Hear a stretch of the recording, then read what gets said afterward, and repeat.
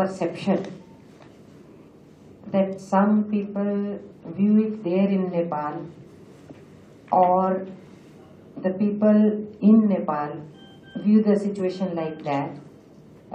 Some people in India view the situation like that India behaves like a, when I say India, I'm not talking of Indian people, I'm talking of governance, behaves like a big brother.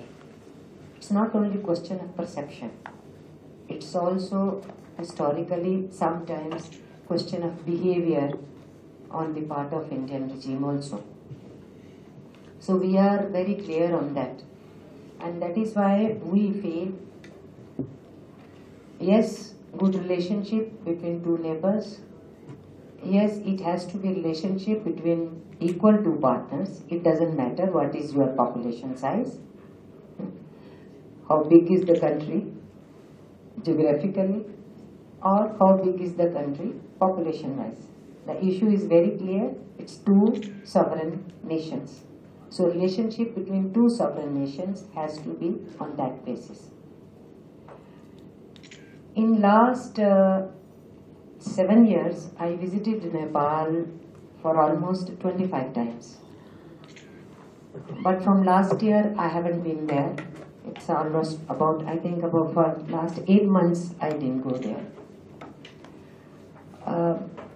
The time when the killings happened, I was, immediately after that I had visited. I'm talking of killing of the previous Raja and his family.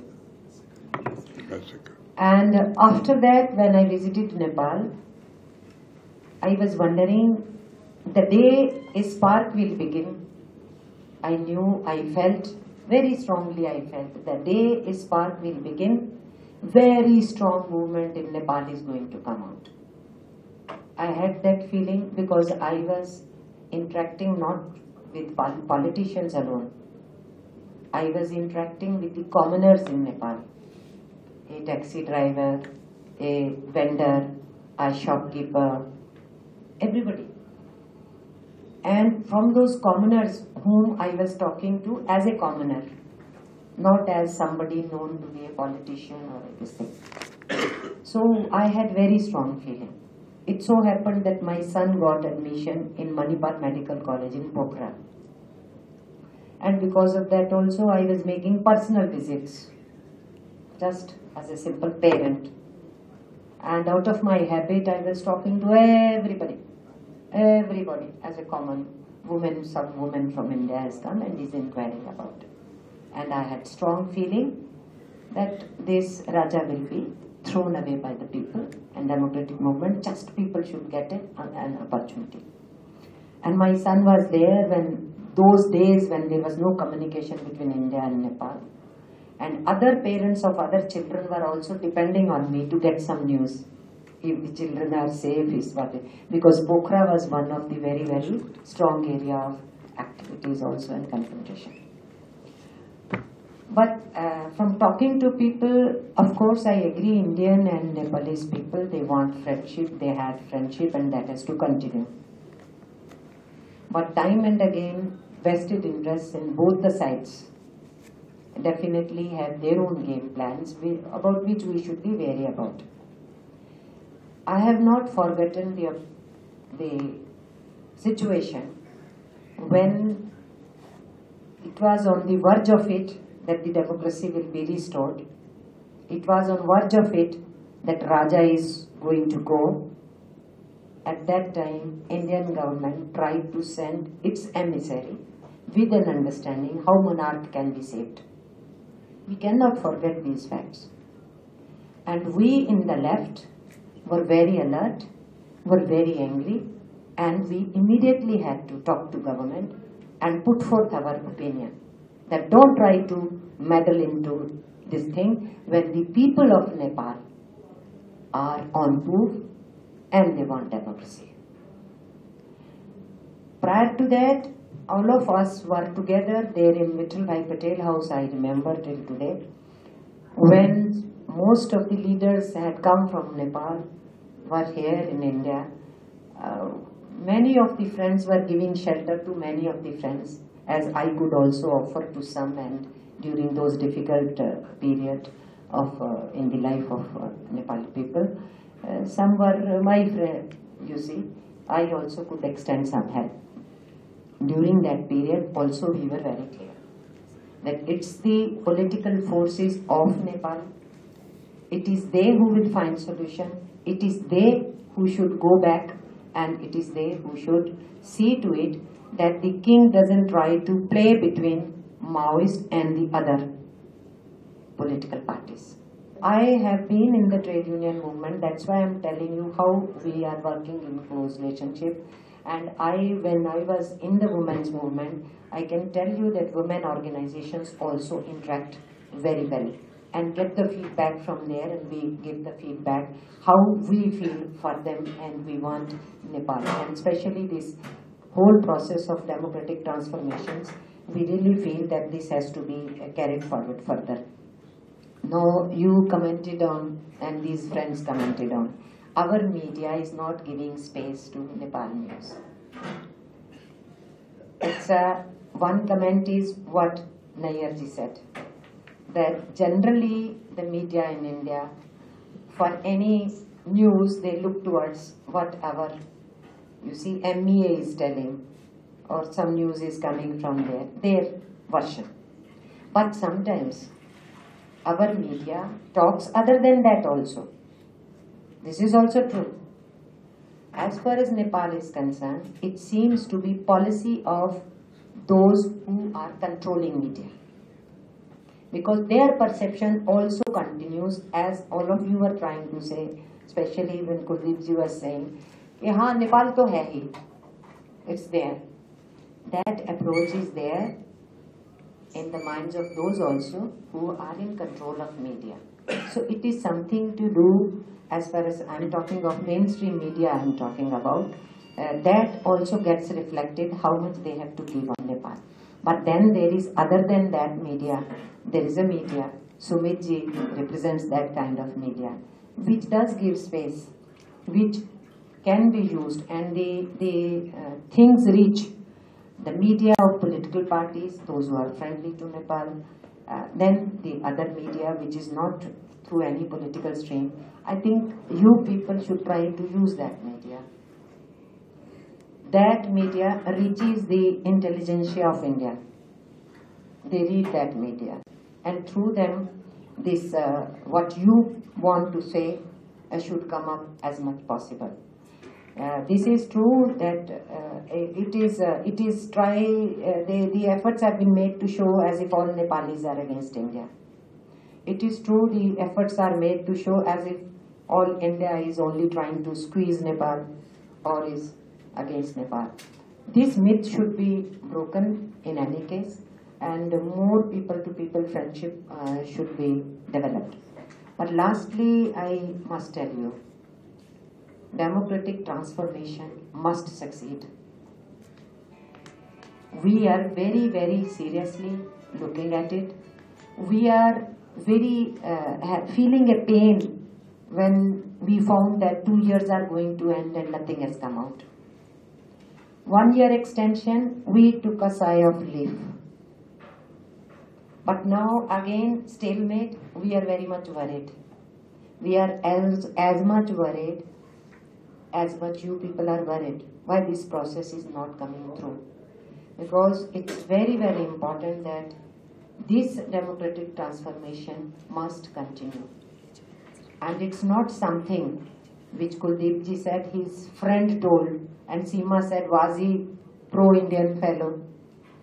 It is a conscious effort of some people in Nepal and of some forces in India who want this stalemate to continue, rather deterioration to take place, and somehow to sneak in the idea that monarchy is the only way to keep Nepal as stable. We should not forget that when secular credentials are being established in Nepal, it is not comfortable to the communal and fanatics in India. And they have, in our country, openly openly supported monarch to come back.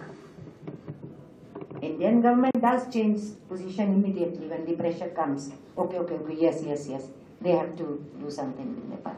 But there are forces speaking for that. So we should not forget that thing. So I think from that point of view, we would not like to be seen as interfering people, but we would definitely would like to be seen as assisting this process in the sense of bringing people more closer to each other, and if any kind of wrong things are talked about Nepal, clarifying. If any interference from government in the wrong direction happens, pressurizing our government not to do that.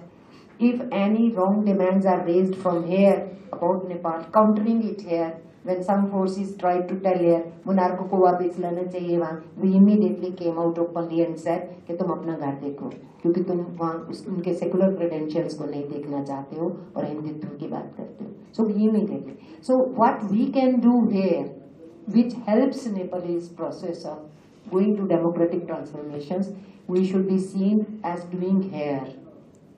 And only what is asked from us as assistance, we seem to be doing that, not poking our nose unnecessarily. Then only those kinds of perceptions which are built up about India can be tackled about. That is all I would like to say at this juncture. Thank you. I have only to say 2 points. There are several types of tragedies, and the tragic consequences are also known. But I see Nepal, the development of Nepal from 1948 to today, as a unique type of tragedy.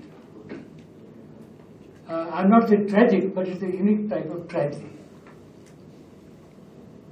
From a backward feudal system, a kangaroo leap into liberal democracy has been the history of the world from the United States of America, which is not feudal. Transformation has been over centuries, over few hundred years. But Nepal has the challenge to capsulate that transformation of hundreds of years into few years. And therefore the problem of Nepal lies in moving from feudal backwardness into liberal democracy within a short period of time. This factor has to be considered when we talk of Nepal, and this is unique. This is point number 1.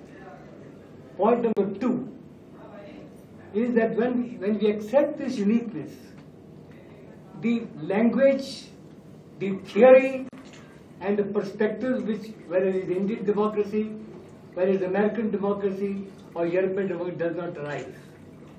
Therefore, there is a breakdown of language communication when we are dealing with a unique situation with Nepal. Any attempt to do so seems to me like not blind men here, but wise men trying to define an elephant in terms of its parts. So the challenge is much deeper, rather in terms of democratic transformation immediately from this point of view. And my understanding is neither Nepalese leadership, the tallest of them, nor the Indian leadership, the tallest of them, including Nehru, have been able to perceive this historical uniqueness of Nepalese development. And one has to go back to this before we start giving prescriptions and possibility of answers to the Nepalese. This is all that I have to say. Thank you. The 3 previous speakers, Kuldeep ji, Amarjeet, and Devdutt ji, whatever they said, one thing I would like to summarize here, that if this constitution making process fails, then it will be a big blow not only to Nepalese democracy, but to Indian democracy as well. And this we understand, at least some of us here, that what was the strength of the UICL? About 15,000? Somewhere around 15,000 or so. They all wanted to be integrated into the armed forces, and that was denied. Now, the question is, has there been any change since then? Or are they wanting to remain outside if all of them are not integrated? this is a very vital question, because when we were there, we were in part of a international media support group in 2009, and that time this thing was being talked about. And also, since media people are here from Nepal, I would like to raise this question also.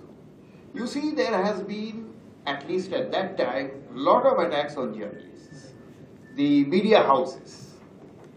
And there was one Maoist leader who had gone around saying that controlled chaos on anarchy is in the interest of revolution.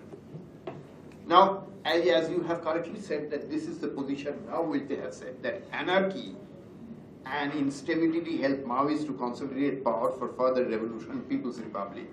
This is what a statement of the Maoist leadership has found. Now, this question of attack on journalists we raised with the Prime Minister. Prachanda was the Prime Minister at that time, and he tried to explain it in a different way, that look, there are many people who go around claiming that they are Maoists, but they are not Maoists, they are trying to discredit the Maoists. This is what his reply was. Now, I want to know whether in these, whatever other developments have taken place, we know, but whether in these few years, 2 years, has there been any deterioration in the situation, or is it slightly better than before? Achha. The other thing, when we speak of India and Nepal, now there is this anti-corruption movement in India. We have come to know from Indian Express, Yuvraj has written about it, that there was this Darfur scam, that there has been a major scam in Nepal, and there is an anti-corruption movement also. And he has said, now this is very interesting, over the past 5 years, development funds have been reportedly funneled to political parties to hold their annual conferences. Major appointments in constitutional bodies and diplomatic missions have been taken over by the big 3 parties. Moreover, militant youth organizations like the Young Communist League and the Youth Force, affiliated to UCPN-M and CPN-UML respectively, decisively influenced the award of major construction bids and contracts. They allegedly take a huge cut, which ultimately reaches the party coffers. Now, this is something which is not unique, because this is what is happening in our part of the country as well. So, I would like to know if you could throw some light on these developments, and what is the state. Of course, we know that the situation is extremely complex, and we know that there are differences within the Maoist leadership. But whether the Maoists are hell-bent on setting up a People's Republic, which is a one-party kind of state, or whether they have reconciled to some form of parliamentary democracy. I would like to be enlightened on that. Now, I think regarding media concern raised by Sir, I think Akanksha will willing to reply. Sir, the question should have been actually put to Mr. Oli, because just a week back, one of our very senior journalists based in Biratnagar was attacked not by the Maoist cadres but by the UML's youth force. And it has been a very big issue. We have been pressing for the party to take decisions. They have not taken any decisions. They've said that they've directed the youth force to hand over this person who attacked the journalist. But they have been surviving under political, they've been protected by the same politicians. And I'm waiting to meet Mr. Oli and put this question to him. So it is, my answer would be, it is happening. Especially the women journalists in Nepal have been threatened, attacked, Killed also. killed. So yes, and this is continuing. Probably the lawlessness is at the peak right now. Now, you raised a question about the PLA integration. Unfortunately, no, he meant PLA. He said YCL, no PL. YCL is dissolved, already dissolved. Unfortunately, the answer is no. we have not made any significant progress, and that is what we are worried, and that is what we're trying to say. And especially the media and civil society has taken this up very seriously. As far as the integration is concerned, nothing significant happened, no political consensus emerged in 2 years. That is why the Constituent Assembly deadline had to be extended twice. Last week, as I had mentioned, I think you were not there when I started, last week some kind of understanding within the political parties did come about.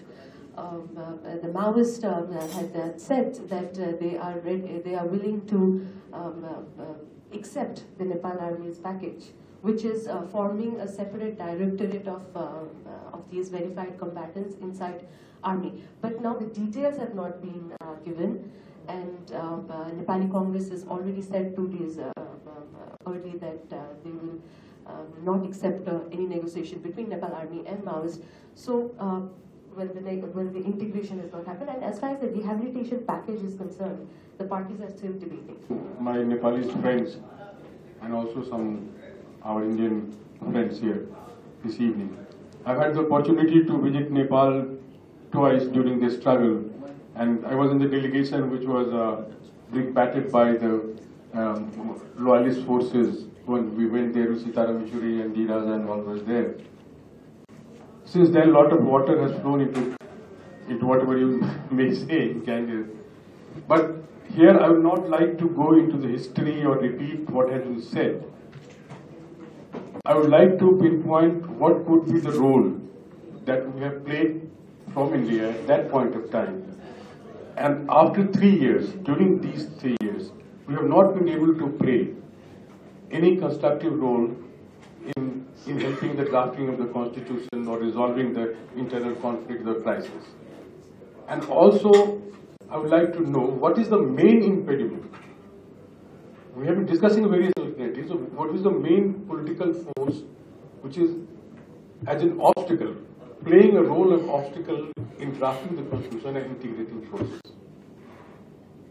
If the Maoists say something at one point and does a completely different thing other, then it's very difficult to come out any democratic transformation. As our friend, very senior, respected colleague Devdutt has said, that it is theoretically there is a transformation from feudal to liberal democracy. I think the crisis is transformed from feudal to radical democracy. Just one step ahead. Is it possible in a economically backward, less developed, industrialized country to have this kind of, theoretically I'm asking this question, to jump from a feudal setup mind into radical democracy? And what are the agenda of radical democracy and liberal democracy? Why they are not coming together?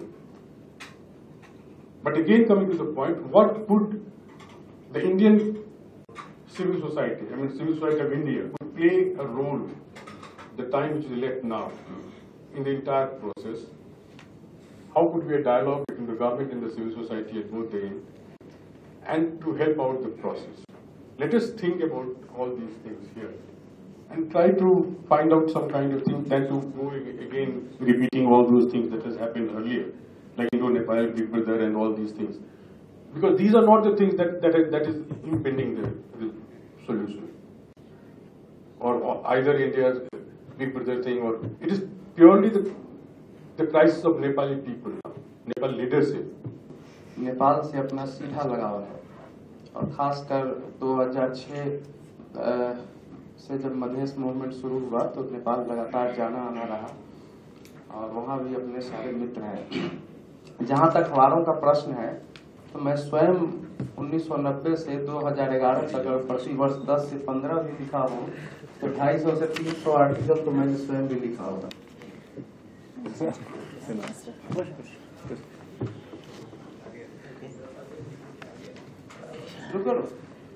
Ji continue. KP Sharma Oli जी आ गए, हम सभी का स्वागत करते हैं। और उनके साथ भी 2 बार मैं काठमांडू में मंच पर रहा हूँ। एक बार तो 1857 की क्रांति का वो मनाया जा रहा था, हम सब लोग साथी थे, और उस समय भी माओवादियों ने उस कार्यक्रम का बायकॉट किया था। हम लोगों को याद है कि जुलूस निकालने के लिए सारे पेट्रोल पंप पर बैन लगाया था कि गाड़ियों को पेट्रोल नहीं दी जाए, और ऐसा हुआ था। कई बार हम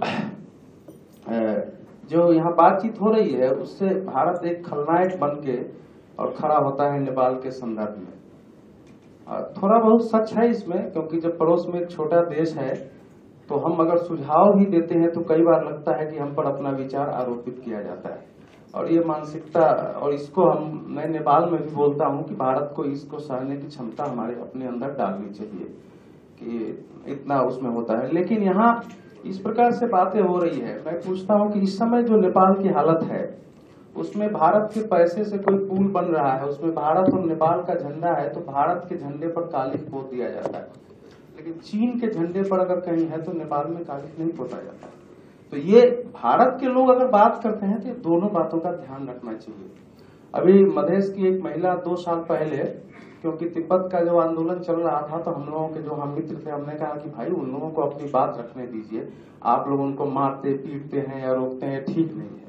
तो वहाँ के विदेश मंत्री उन्होंने कहा कि देखिए शरणार्थियों को हमारे देश में कोई प्रदर्शन नहीं करने दें। और मेरा मानना यह है कि यहाँ हम सब लोग दिल्ली में बैठे हुए भले नेपाल के बारे में नहीं चिंता करते हो, लेकिन पूरा भोजपुर, बज्जिका और जो मिथिला का क्षेत्र है वो बहुत दूर तक नेपाल के उस क्षेत्र के अखबारों में नेपाल की भी पूरी खबरें होती है, नेपाल पर लोग बहस भी करते हैं। और ऐसा ही कार्यक्रम अगर कहीं वहां आप कर दें किसी हॉल में तो 1000-2000 की संख्या ऐसे भी उपस्थित हो जाती है।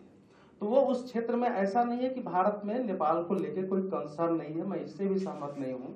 और इस समय हम जानते हैं कि नेपाल ऐसे समय परिवर्तन के दौर में है जब ठीक है, ये तो है ही है, ये इनका एक है कि माओवादी पार्टी का 20 साल से कोई आम सभा नहीं बुलाई गई, प्रचंड पर वित्तीय अनियमितता का भी आरोप है, नहीं उस पर मैं नहीं जाऊंगा, प्रचंड भी अपना काम करते हैं। इस समय दुनिया, इस समय जिस क्राइसिस, दुनिया एक संक्रांतिकालीन दौर से गुजर रही है, भारत में भी हम देख रहे हैं। इसलिए नेपाल का जो संकट है उसको केवल इस ऐसे देखना कि वो नेपाल का कोई अलग संकट नहीं है। जब दुनिया के सारे बड़े देश अपने ही समस्याओं में उलझे हैं, उस समय नेपाल जैसा देश अगर एक पुरानी राजशाही से उभर के आने की कोशिश करता है तो उसमें कठिनाइयां आएंगी, उसमें समय लगेगा। और इसको मैं कोई बहुत ऐसा नहीं मानता हूं कोई अजूबा हो रहा है। और नेपाल के लोगों से भी बात करता हूं तो बड़ा एटीज होकर बात करते हैं। जैसे हमारे मित्र लोग वहां कहते हैं देखिए ऐसा है कि नेपाल हमारा छोटा देश जरूर है, लेकिन आपके देश से ज्यादा यहाँ बहस करने वाले, एक एक बात पर विवाद करने वाले हैं, इसलिए ऐसा चलेगा, आप लोग ज्यादा इसकी चिंता मत करिए। लेकिन फिर भी हमारी शुभकामना है और मेरी स्वयं भी कोशिश है, और मैं चाहता हूं कि नेपाल के अनुरूप संविधान बना के, और जैसा यहाँ कहा जा रहा है वो एक पक्षीय कोई संविधान न बने, नेपाल की जन भावनाओं के अनुरूप, और उसमें रखते हुए कि भारत और नेपाल के बीच एक सांस्कृतिक एकता रही है, इसको मैं कभी नहीं नकारता हूँ। यहाँ रिलीजन को लेकर बहुत सारी बातें हुई। अगर नेपाल में कहा जाता है कि वाराणसी में मरना सबसे बड़ा महत्वपूर्ण का काम है, और उसके लिए पहले से वहाँ की सरकार धन देती रही है, और भारत के लोग सोचते रहे कि जब तक हम पशुपतिनाथ का दर्शन न करें तब तक हमारा जीवन जो है सफल नहीं होगा, और भारत के दक्षिण के पंडित को नेपाल के पशुपतिनाथ में भेजना और नेपाल के पुजारियों का भारत में रहना, ये जो सांस्कृतिक एकता है इसका भी अपना महत्व है। इसको गैर सेकुलर या पिछड़ापन या फ्यूडल कैरेक्टर के रूप में देखना मैं समझता हूँ कि ये उचित भी नहीं है, और नेपाल जैसे देश के साथ भी अन्याय होगा कि उसको पूरी तरह एक वेस्टर्न लिबरल कल्चर मॉडल के रूप में हम विकसित करते हुए देखें, इसमें नेपाल का भी भला नहीं है। धन्यवाद। Sharma Oli, he is former deputy prime minister of Nepal. Thank you for being here, sir. And I also, welcome Professor Ashish Nandi. I just see him. Now, I think I think I have one friend, Govinda ji. Before that, I think Oli ji, I request Oli ji to, deliver his speech. आज मैं बहुत खुश हूँ कि साथियों से फिर मिलने का ये अवसर मिला।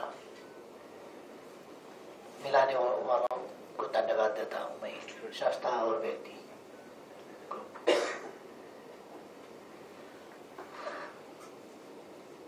Particularly, Nepal is passing through a very complicated type of transitional phase. Transitional phase, इस ट्रांजिशनल फेज में हमारे दो टास्क हैं which we have to complete. One, we abolish the monarchy and we have to institutionalize the republican state. अब हमारा ये नया Republican कैसा होगा? पॉलिटिकल सिस्टम और उसके अंदर दूसरे शासक के स्वरूप कैसा होगा, राज्य का रिस्ट्रक्चरिंग कैसा होगा, कैसे प्रकार के संस्थाएं होंगी, उनका अधिकार और कर्तव्य कैसा होगा, डेमोक्रेटिक के बेसिक थिंग्स को हम कैसे वहां रखेंगे, इस चीज को। दूसरा, जैसे कि हमने 2006 अप्रैल का peaceful mass movement, joint mass movement किया, उसके सामने दो मकसद थे। एक, राजतंत्र ने फिर से देश को तानाशाहीकरण की ओर ले जाने के लिए जो कोशिश किया था और ये फरवरी 1 का इंसिडेंट करवाया, उसको हटाना और देश को राजतंत्र से मुक्त कराकर, फ्यूडलिज्म से मुक्त कराकर एक डेमोक्रेटिक कंट्री के रूप में एस्टैब्लिश कराना। It was one task. And another, the Maoist violence, which was started from the beginning of 1996 in the name of revolution against the democratic system, against the democratic institutions and government. The monarchy at that time was constitutionalized. It was constitutional one. It was not an autocratic monarchy. After 1991, monarchy was constitutional. And the Maoist movement was not started after the February 1st of the step of February 1st. It was started when there was an elected democratic government under the democratic constitution, under the democratic system, and immediately after a government, when the international communist and socialist movement was facing a severe setback after the incidents of Soviet Union and the Eastern Europe. At that time, Communist Party of Nepal, UML,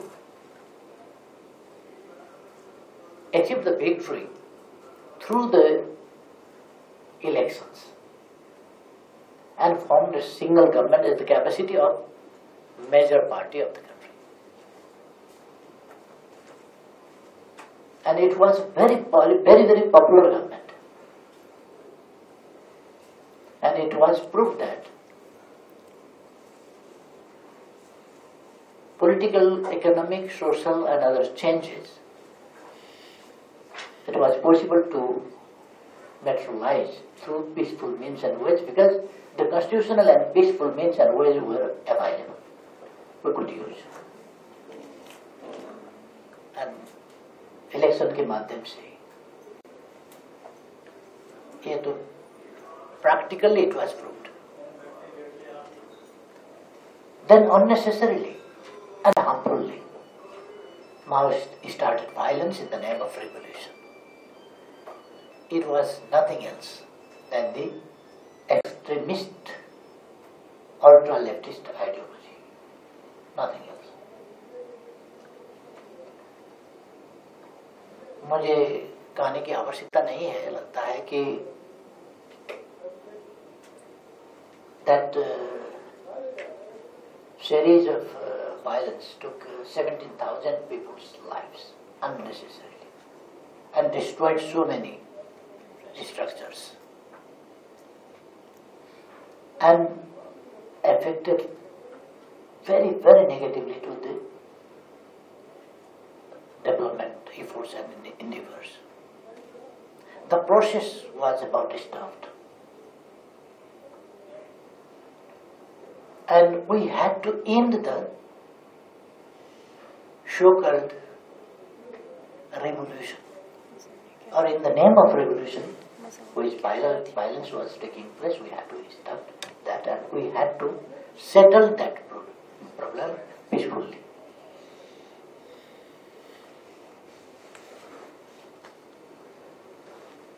हम लोगों ने देखा है कि कई जगह में ऐसे होते हैं मगर इस कदर का पीसफुल सेटलमेंट इस पेशेंस के साथ नहीं हुआ है, तो हम लोगों ने कोशिश किया। ये 2006 के अप्रैल मूवमेंट के सामने ये दूसरा and but perhaps more important task यह था, इसको अंत्य करना। 3 years before, monarchy was abolished, and now we have to institutionalize the republic. And 5 years ago, after the success of the peaceful movement of 2006 April, ceasefire took place and a new peace process was started. The peace process is still going on, it is continuing. And we are hopeful that we can conclude the peace process with good results. तो